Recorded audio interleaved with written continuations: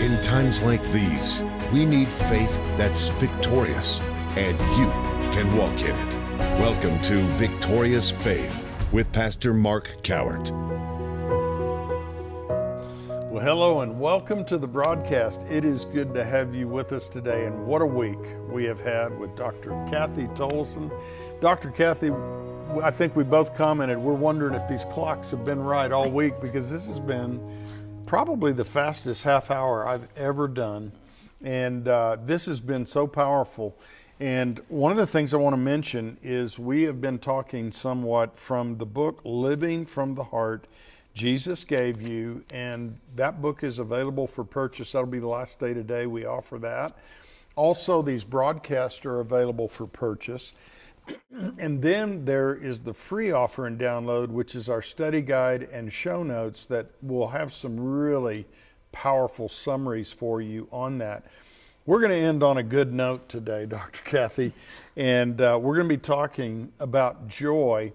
But you know, a lot of times when it comes to healing wounded hearts, it's kind of counterintuitive. What we really need to do, we never do. And so, you know, I've been a student pilot for years, need to finish that up. But one of the things that happens when you get what they call a VFR pilot, which are visual flight rules, when you can see, you have visual references, and you go into what's called IFR, which is instrument flight rules. That's what we call the soup. And you get into the clouds. They usually give 3 to 4 minutes before a VFR pilot going into those conditions crashes and burns. And they always go by feelings, which are very deceptive. And I've always thought of that as the analogy of what it is to walk by faith, live by the word. So what a pilot has to do is he's got to trust his instruments. And yet your body may be telling you something different. And they call it the graveyard spiral. Is exactly what JFK Jr. had happened when he was flying to Martha's Vineyard, killed him, his wife, and her sister. And a lot of times that's what happens with emotions. And then it robs us of joy in our life. I wanted to read one quote before we got started. One of the most important steps in learning what love really is in starting to love ourselves in healthy ways. Most people, that sounds counterintuitive. But Jesus said to love your neighbor as you love yourself. Exactly. So that puts some people not in the right way, but in the wrong way, under no obligation to love anybody else because they hate themselves. And it says to start working on forgiving ourselves for being little kids who were wounded by being raised by people who were wounded when they were little kids. Stop the madness, I think, is what we need to do.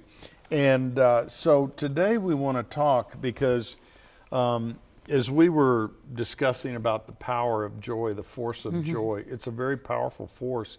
But Joel chapter 1 verse 12 says this: the vine is dried up, the fig tree languisheth, the pomegranate tree, the palm tree also, and the apple tree, even all the trees of the field are withered, because joy is withered away from the sons of men. I really believe when the devil is able to steal your joy, he'll get your goods. And so let's talk about joy. Number one, is joy dependent on my past or my current circumstances? Or can I have joy in the midst of even challenges and difficulties? We can have joy, and joy is part of the kingdom of God. That's why it's so important. What do we have? We've got righteousness, joy, peace, and the Holy Ghost, right?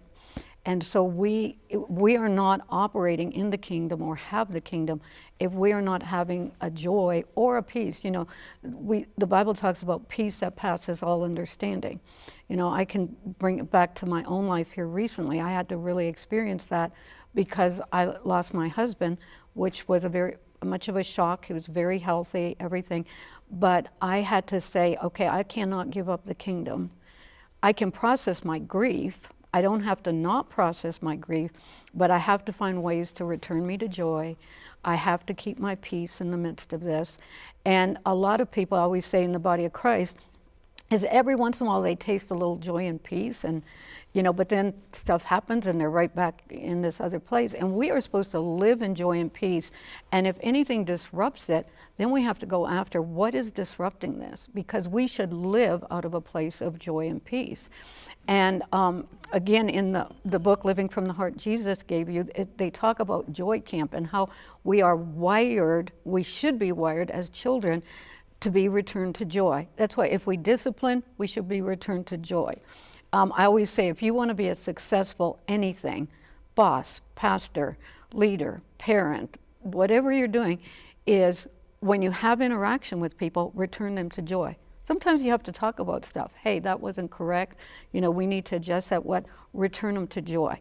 Every counseling session, to the best of my ability, I help people, even if it's incremental is all they can handle, is I try to help return them to joy.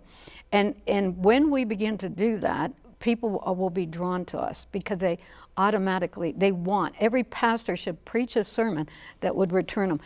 David was a master of returning himself to joy. If you study most of the Psalms, he's like, I'm miserable, I'm in a cave, they're trying to kill me, blah, blah, blah, but yet will I rejoice in the Lord. But yet I will be thankful unto my God. His Psalms are such a combination of humanity and divinity. In our humanity, a lot of times we experience stuff, but we have to go back to our divinity. I experienced the loss of my husband, who I loved immensely, but I couldn't live in that loss. It would have destroyed me. And I had to find, and a lot of people end up with something we call complicated grief, where they've never processed grief properly when they were younger, or different grief, and it builds up, and then all of a sudden what happens is something happens. It could be a death of a pet, and they're just all done in because they've never processed the grief. There was never a place. I always say we cannot be so spiritual that we don't have grief, but we also can't be the people who just go into grief and never come out of it. God wants to return us to joy even in the midst of that. And the joy of the Lord is still our strength. And so David was a master of returning himself to joy. And as we mature, and a lot of us didn't get that wiring. My parents, they were not really good at, oh, you messed up, go to your room, well, come here, let me return you to joy. No, I used to say I lived half my life in the corner and in my bedroom, go to your room, go to your room. But when I came out, nobody returned me to joy. And so we have to begin to learn. We have to ask God to begin to heal us. We have to, again, another place, we have to start taking responsibility. And, we can find joy in our relationship with God, in the Word. And then there's things in our, my grandchildren help return me to joy. I have, grandkids are good at that. Yes, after my husband passed away, I got me a little puppy, and Rafa, his name means healing and restoration. He works with me in the counseling room. Linda and I have met Rafa. I know, and he just can return me to joy. And again, do I depend on those external things? No, I have to depend on my relationship with the Lord. But we need to be able, a lot of us just think that, every once in a while we get to feel that. But we should be healed enough that is where we live. And experiencing something different, turbulence, just like when you're flying.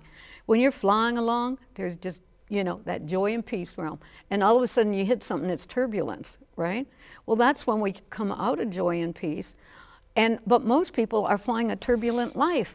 They don't even know what it feels like inside to have it. Yeah. And they're letting everything around them create their turbulence instead of possessing that ability to return to joy and return to peace themselves, so the turbulent world doesn't have to be internalized. I feel like, as a pastor, what I've seen, what happens is then we believe a lie. It's what happened to me that's taken my joy, and therefore I can't have it. But in the book of Acts, the early church, they were beaten. I'm telling you, it wasn't an easy thing or a light thing.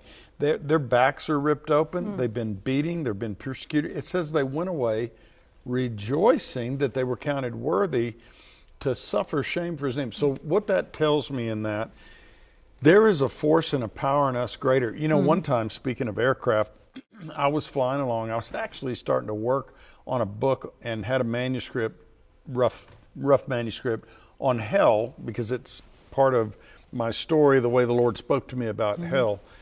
And we were going along, and I was sitting up front with our pilot, and the windshield blew out at 15,000 feet, 200 knots, and you experience what's called explosive decompression.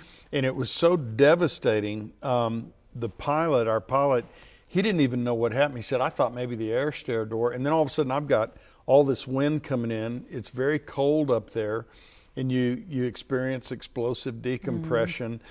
It's like everything comes out of your lungs and all of that. And so after 5 minutes, I wasn't doing any good. So I got in the back seat, and then we landed without incident. But the funniest thing happened. God is my witness. I got in the back, and the joy of the Lord started shooting up and coming up out of my spirit. Now, that does not make a whole lot of sense. No.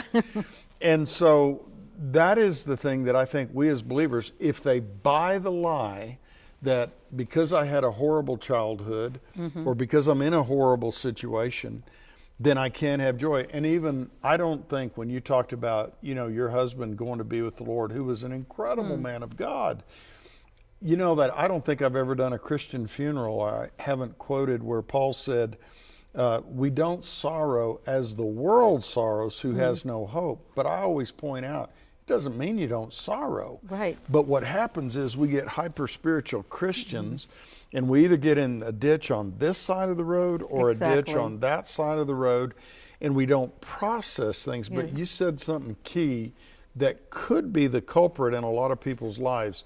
You've got all this pent-up grief. You've never really processed.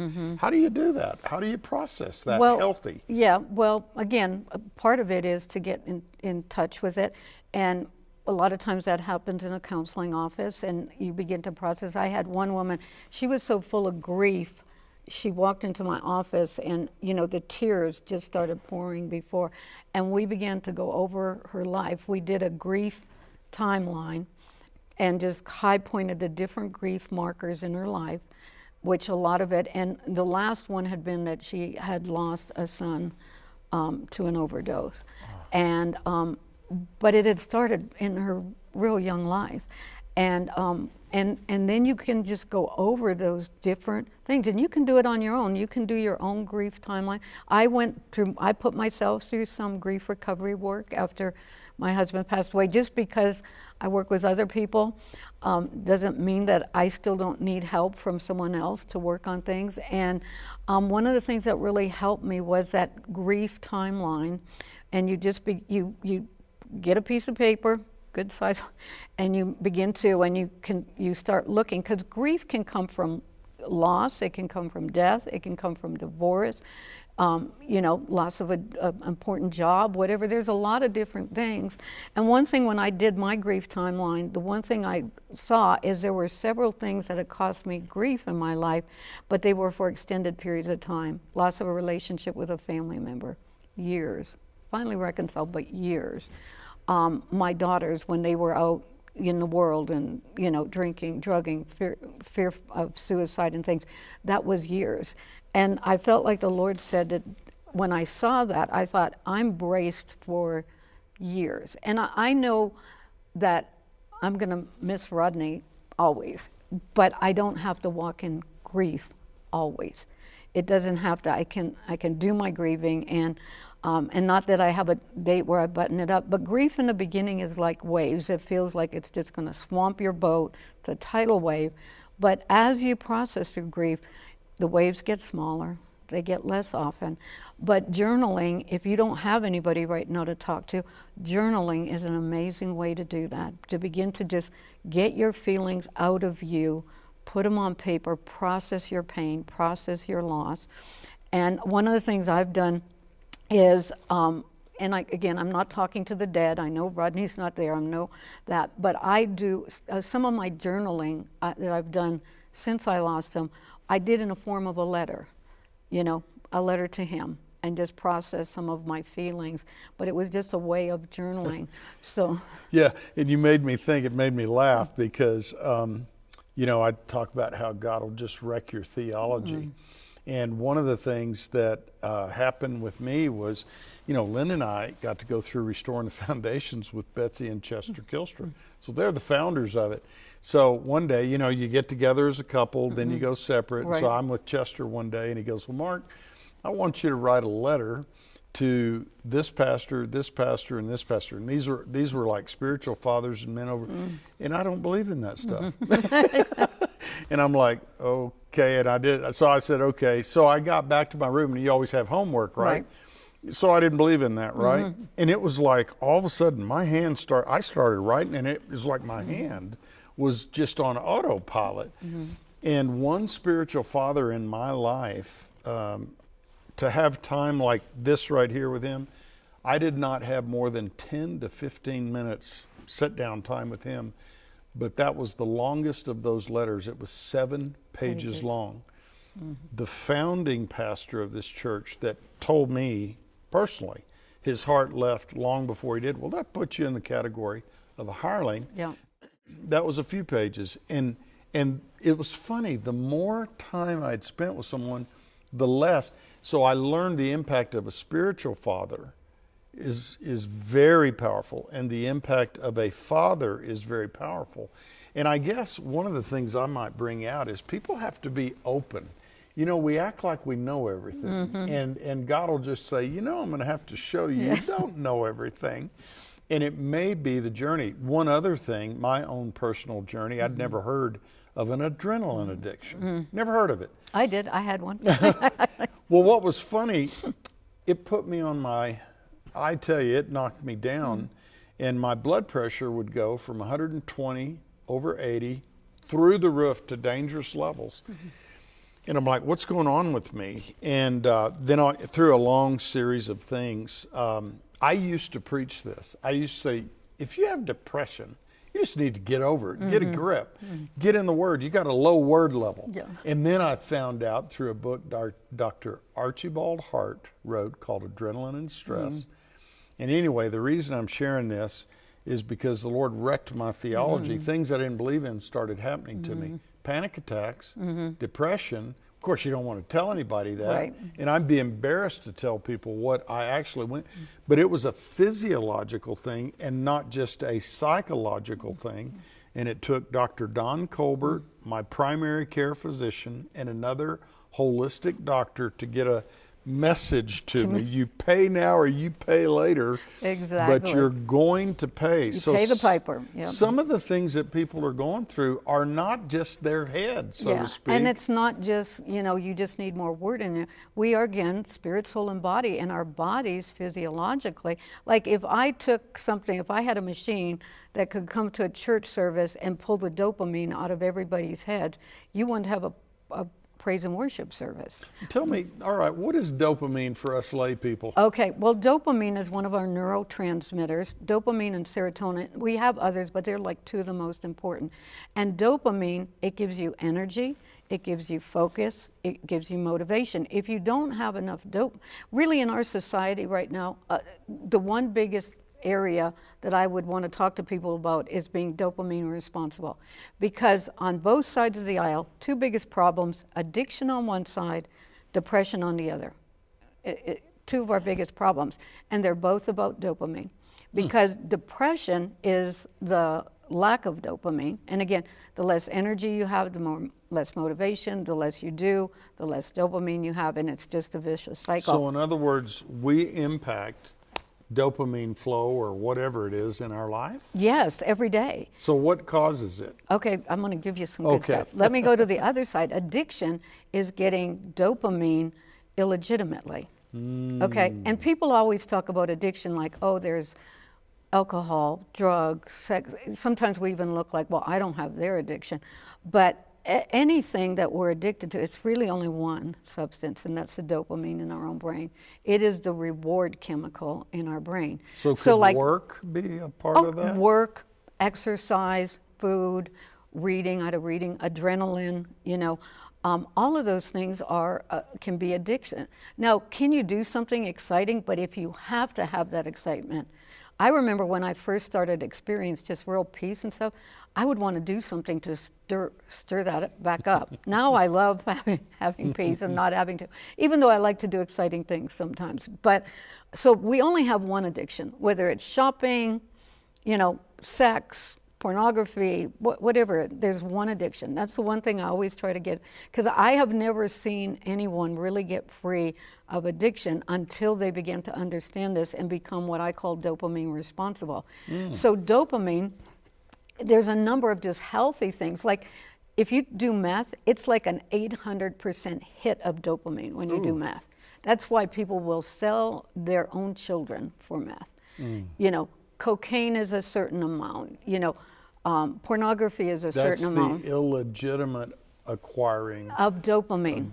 And so if you just try to get someone clean from drugs, alcohol, porn, sex, whatever it is, food, and just get them clean, but you don't teach them other healthy ways to get dopamine and help them understand that, they're always at risk to go back. Because the brain creates like a highway that knows you're feeling sad, you're feeling stressed, you're feeling down. Bam, I got a highway for you, and it brings you back to the track of addiction.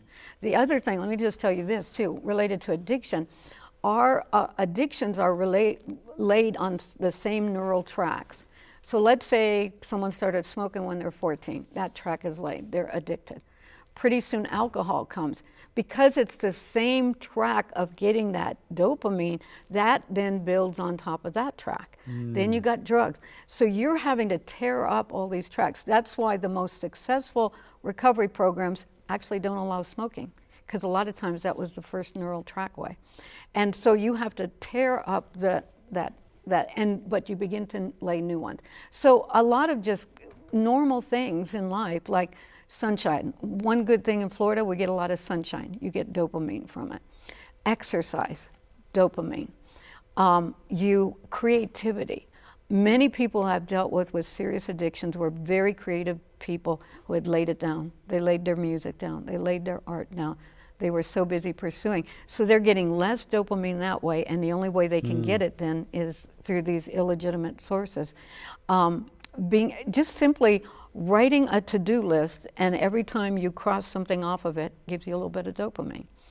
Okay, and there's some really good things online that you can study about responsible ways to create dopamine. It's the one thing that really helped me through what I experienced with my husband. I know this stuff, so I had to force myself. Okay, you've got to do something to get dopamine. A lot of things I couldn't do because I had to be right there with him and stuff. Get a puzzle. Every time you put a piece in and it fits, guess what you get? Dopamine. This is so powerful, Dr. Kathy, because one of the things I learned, and it was through Dr. Archibald Hart's book, it's spelled H-A-R-T, called Adrenaline. I was clueless. I didn't know what I had. And I found out there's this thing in the brain called the pleasure center. And all of those things register there, including adrenaline. And I was on a very dangerous path. Peter Drucker said that pastoring is one of the top 3 or 4 most dangerous professions. And I thought, my God, Linda and I are a miracle. Our family's a miracle. We didn't know what the heck we were doing. We had never had modeled for us. And so what would happen is I would feel horrible, and then I'd have an adrenaline surge, and then I go, I feel okay. Yeah. I literally would come in the office, and and there were times I'd say to Linda, I don't feel good today. And then something would happen, and I got this adrenaline surge. So it was illegitimate shots of this stuff. And then all of a sudden what it does is, Dr. Hart had the thing in his 20s. And we used to have a police officer here that worked the gang sections in Los Angeles. He said there'd be guys 30 and 40 years old falling dead in the locker room of heart attacks. Right. And it was because of what they did. And in case, we've had Brother and Sister Holiness attend church before, and they look down at their nose, everybody, well, I don't have that problem. But if they breathe hard, their buttons would become projectiles because they have a food addiction. And a lot of people who come into the kingdom transfer addictions, because addictions will transfer, and all of a sudden now where you were dealing with alcohol, now you're dealing with food, but you And never that's put it socially together. acceptable Yeah. in the body of Christ, because the motto of the church in some places, let's meet and eat. Right. And then all of a sudden you have become enslaved to that. So really, like what you're talking about, this dopamine thing, it's really a balance in life. Yes. Because there is a ditch on either side of the road, and sometimes, well, I have a friend of mine I'm thinking about right now. He went to heaven way too early. Came out of the world a hard life of drugs and alcohol and violence and all of that, and never struggled with that, but couldn't beat the sugar habit. Yes. And sugar, from what I've read, is more addictive than heroin. Very addictive, yeah, absolutely. And my journey in life was, first I had to deal with the alcohol addiction. Then from there, I had to deal with the adrenaline addiction. And I didn't realize it, but I had a reading addiction that I'd had since I was little. I didn't realize it was addiction. I just thought I liked to read. Until God took me on a journey. With one year, he said, look, I don't want you reading anything fiction or anything, because I'd buy books by the pound. If I was going to, travel from the East Coast to the West Coast, I needed 2 books, a newspaper, maybe a couple and I was a fast reader, so it was an expensive habit. And so my husband didn't like to leave me in a car without something to read, which now a cell phone would have sufficed.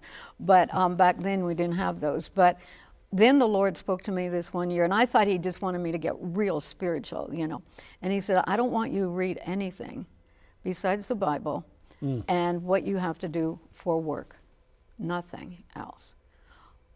In 2 days, I realized I had an addiction because I was jonesing. I wanted to read the back of the cereal box. I remember I was sitting in a doctor's office. My girls were having physicals, and there was a People magazine right here. And I never even was reading. I wanted to pick, and I thought, that's not really reading, I'm trying to justify it. And I realized, oh my goodness, I have a reading addiction. No. And then he came after, my chocolate addiction, and these last number of years he's been working on my sugar addiction. Now you're really meddling. Yeah, I know. But I tell you what, every level brings you a new level of freedom. And I tell you, Dr. Kathy, I'm questioning whether these clocks are right. It's difficult for me to grasp. We're at the end of the week. We're at the end of the broadcast. Thank you for being with us this week. These broadcasts are available if you want to purchase these. And then also, this will be the last day we offer Living from the Heart Jesus Gave You. You can purchase that. And then our free download are the study guides that we've put together and show notes, and that you can get instantly. And most importantly, we may have talked about some stuff this week that really caused some things to surface in your heart. We've got people ready to pray with you right now. So we encourage you to call them. We are standing by, ready to pray and agree with you. If you live in the Colorado Springs area and you don't have a home church, come visit us at Church for All Nations at either our Southwest location or our Northeast location. We have an incredible children's ministry. I hope you'll join us. Have a great weekend. I'll see you Monday at this same time. Till then, may the Lord's richest blessings be yours. Order this teaching today at markcowart.org or by calling 1-800-590-4764. You are loved and your life is important. Church for All Nations is a multi-site church that endeavors to empower locally, send globally, in order to reap eternally. Find a campus and connect with us at churchforallnations.com. Thank you for watching the Victorious Faith broadcast. I want to invite you, if you're in the Colorado Springs area, would you join us for a Sunday service at Church for All Nations? You can also be a part of services online on the CFAN app.